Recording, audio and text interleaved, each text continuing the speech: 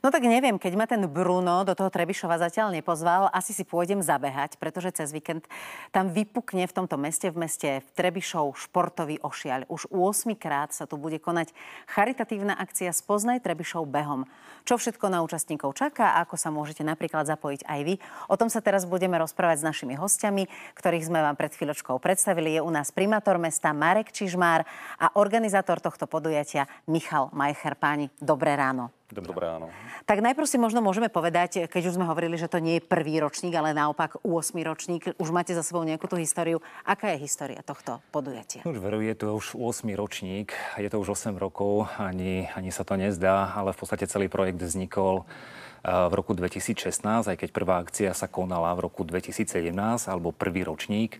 Tá myšlienka vznikla veľmi jednoducho a prosto. V podstate obľúbujem šport, beh, chodieval som vtedy aj teda samozrejme na rôzne bežecké podujatia a v našom meste chýbalo bežecké podujatie, tak sme si povedali, poďme pripravme niečo. Oslovil som mesto Trebišov, ktoré je spoluorganizátorom v podstate celého projektu a všetkých akcií. Strednú odbornú školu, s ktorou máme veľmi dobrý vzťah a slovo dalo slovo a v podstate pripravili sme prvý ročník s tým, že už na prvom ročníku sme si dali takú nesmelú ambíciu prilákať do Trebišova aspoň 200 účastníkov. Podarilo sa? A to sa nám nepodarilo. To sa nám nepodarilo, pretože do Trebišova pricestovalo vyše 800 účastníkov na prvý ročník. Takže v podstate my sme sa tomu tešili, ale zároveň nás to aj zaväzovalo a posúvalo teda k tej myšlienke ísť ďalej a tie ročníky, aby nejakým spôsobom išli ďalej. A samozrejme nechceli sme len akciu, ktorá by mala možno len ten športový charakter, ale chceli sme ju obohatiť a chceli sme, aby mala aj ten možno spoločenský, kultúrny rozmer a v neposlednom rade aj ten charitatívny rozmer. A vy ste už pomohli za tie roky rôznym organizáciám, občianskym združeniam, ktoré zase pomohli následne a cieľene tým, ktorí tú pomoc konkrétne potrebovali. Každý váš ročník má nejakého ambasádora. Môžeme spomenúť aspoň zo pár niektorých? Nemusíme vymenovať všetkých?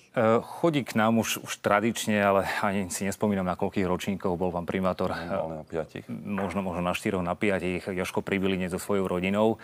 Zlatý olympijský víťaz a my sme veľmi radi, že tohto roku prijal pozvanie Matej Tóth, ktorý bude ambasádorom a ktorý aj príde so svojou Outu športovou akadémiou a so svojím tímom.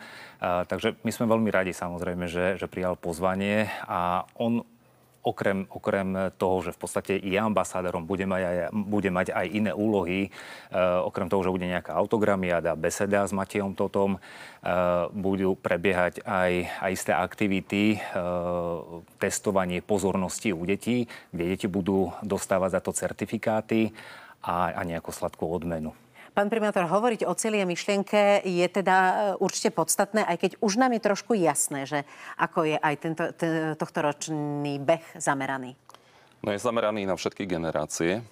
Našim cieľom bolo, aby sa podpora pohybov nasmerovala nielen na tých, ktorí sa venujú športu, ale postupom času aj na seniorov, na juniorov a hlavne deti. Veľmi vítam aj myšlienku, že ambasádorom tohto ročníka je Matej Tóth, pretože myšlienku akadémii vytvárania podmienok na športovanie presúvame aj my v meste priamo na predškolské zariadenia, na školské zariadenia. No a cieľom akcie bolo aj to, aby sme ponúkli možnosť zábavy a rozptýlenia aj pre tých, ktorí nie sú alebo nemôžu športovať. A preto sme do toho zapojili aj kultúrno-spoločenské aktivity, to znamená koncerty, besedy. Snažili sme sa, aby deti a mladšia generácia tam našli aj aktivity, ktoré ich rozptýlia.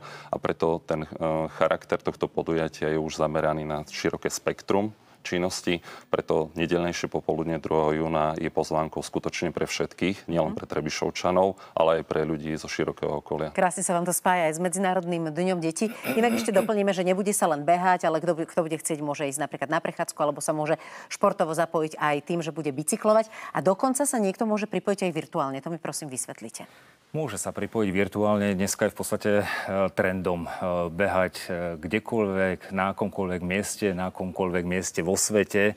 A naozaj máme aj virtuálnych bežcov, ktorí budú bežať na niekoľkých európskych mestách. To znamená, že súčasťou všetkých v podstate našich akcií, môžem povedať, je možnosť prihlásiť sa aj virtuálne. Ale ešte možno už len k tým kategóriám.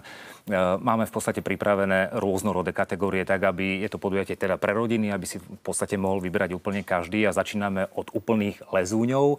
Čiže každý rok sa nám ujala aj táto kategória, táto myšlienka lezúňov, detské kategórie, špeciálne kategórie, ako je beh v maskách, beh s domácim miláčikom. A potom sú to samozrejme aj tie dospelácké kategórie, ako je 3, 5 a 10 kilometrová trať, Nordic walking a prechádzka a ešte cyklotúra. Tak. A vy ste donesli aj odmeny, teda parádne, aj medaily, ktoré 3D medaily, žiadne obyčajné, ktoré sa udeľovali v Lani. Máme tu aj medaily, ktoré sa budú udeľovať tento rok, to sú v kufriku tuto pri mne. A teda, ak môžem vybrať, alebo vy ju máte, dáte mi ju? Si aj jednu to je pozrieť, teda táto na Charity Run teraz, ktorá bude, áno, je krásna, je ťažká.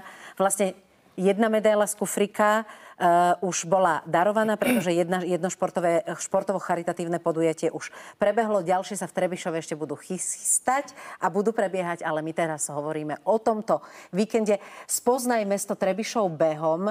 Kadiaľ teda povedie trasa? Čo všetko tí účastníci budú môcť vidieť, spoznať, obdivovať? No, už samotný názov nahovára to, že spoznávame mesto, čiže až na úvodnú a záverečnú časť, ktorá je situovaná do centrálnej časti, to znamená hlavnú ulicu, je väčšia časť behu situovaná v našom historickom parku. Je to jeden z najväčších a najkrajších mestských parkov v Strednej Európe. Ale čo je podstatné, všetky cesty a úseky vedú popri dôležitých historických pamiatkách, čiže tí, ktorí prídu do nášho mesta, ale aj samotní Trebišovčania majú možnosť si zblízka pozrieť také historické pamätihodnosti, ako je mauzolóm Juliusa Andrášyho, alebo jeden z najstarších zachovalých nížinných hradov vôbec, hrad Parič, ale napríklad aj kaštieľ Andrášyovcov, alebo novozrekonštruovanú a známu jazdiareň Andrášyovcov, ktorá je situovaná práve v areáli múzea. Takže je toho pozerať dosť. Čo je ešte dôležité, súčasťou toho behu sú aj možnosti súťaženia, čiže preto sme radi, že nie je to len o klasickej rekreačnej činnosti, ale aj o tom, že si máme možnosť porovnávať kvality behu a možno sa pripravovať aj na ďalšie ročníky alebo na ďalšie súťaže. To je celá séria dôvodov, prečo do Trebišova cez víkend zájsť. My teda pravidelne sledujeme aj veterán rally, ako sa vydajú vlastne z Košíc naprieč celým Slovenskom. Cez víkend budú u vás v Trebišove, to je tiež pravidelnou súčasťou tohto vášho podujatia. Čo je ešte veľmi dôležité, je to, že každý rok pomáhate niekomu konkrétnemu, o tom sme hovorili už v úvode, tak tento rok to bude chlapec, ktorý sa volá Tobias, ktorý má ťažký život, ktorý má ťažké diagnózy, takže výťažkom z tohto podujatia chcete pomôcť práve rodine tohto malého, statočného bojovníka. Páni, ďakujeme veľmi pekne, že ste prišli k nám do štúdia, že ste merali cestu. Držíme palce, aby aj to počasie vyšlo. Budeme teda lobovať u Michala aj u našich ďalších meteorologických kolegov. Ja len teda pripomínam, že našimi hostiami boli primátor mesta Trebišov, pán Marek Čižmár, a organizátor podujatia Spoznaj Trebišov behom Michal Majcher. Ďakujem pekne za pozvanie. Ďakujeme za pozvanie a pekný deň. Aj vám pekný deň.